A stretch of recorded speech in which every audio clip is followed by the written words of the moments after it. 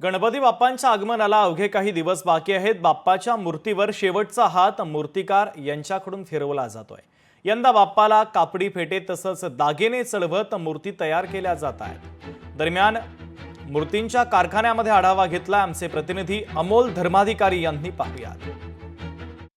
गणपती बाप्पाच्या आगमनाला अवघे काही दिवस बाकी आहेत आणि सर्वत्र आता गणपती बाप्पाचं बुकिंग करण्याची लगबग आहे ती सुरू झालेली आहे। पुण्यातल्या अनेक ठिकाणी गणपती बाप्पांचं स्टॉल मध्ये आगमन झालेलं आहे आणि गणपती बाप्पांची मूर्ती पाहण्यासाठी सुद्धा आता अनेक जण पुणेकर आहेत ते बाहेर पडलेले आहेत। सध्या पुण्यातल्या एका गणपतीच्या गोडाऊन मध्ये आपण आहोत जिथं या मूर्ती तयार केल्या जातात, त्यांना घडवलं जातं त्या ठिकाणी आपण आहोत आणि पाहतोय की 100 बडकर 1 म्हणजे डोळ्यांचं पारणं फेडणाऱ्या गणेश मूर्ती आहेत।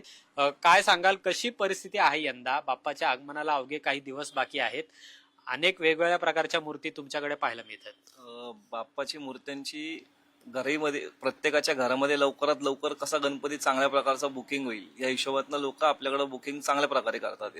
साधारण कधीपासून बुकिंग चालू झालेलं आहे तुमच्याकडे? साधारण 2 महिन्यापासून बुकिंग जोरात चालू आहे। आणि यंदा काय नवीन गणेश मूर्तींमध्ये पाहायला मिळते आपल्याला? कशा पद्धतीच्या मूर्त्या आलेल्या आहेत आणि बनवलेल्या आहेत? गणेश मूर्तींमध्ये ड्रेपरीमध्ये गणपती जास्त मागणी आहे। दगडूशेठ गणपतीमध्ये विदाऊट दागिने म्हणजे ज्या लोकांनी स्वतःहून अलंकार घेतलेले आहेत त्या अलंकाराप्रमाणे त्यांना नाही का म्हणजे हाताला होल वाचणे म्हणजे बाकी असे प्रत्येक गोष्ट त्यांच्याकडनं ज्या पाहिजे तशा रिक्वायरमेंट आपण त्यांच्या कम्प्लीट करून देतोय। वेगवेगळ्या पद्धतीच्या मागण्या ज्या केल्या जातात त्या करताना सुरू आहेत, आपण पाहायला मिळत आहे। अशा पद्धतीची लगबग आहे ती सगळ्याच या गणपतींच्या स्टॉल्स मध्ये, कारखान्यांमध्ये आपल्याला पाहायला मिळत आहे। कलाकारांकडून सुद्धा जे इथले मूर्ती घडवत आहेत त्यांच्याकडून सुद्धा एक अंतिम हात आहे तो फिरवण्याचं काम सध्या अनेक गणपती बाप्पांच्या स्टॉलमध्ये आणि कारखान्यांमध्ये सुद्धा पाहायला मिळत आहे।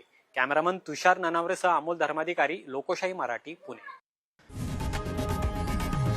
लोकशाही मराठी ऐका, पहा, जागरूक रहा।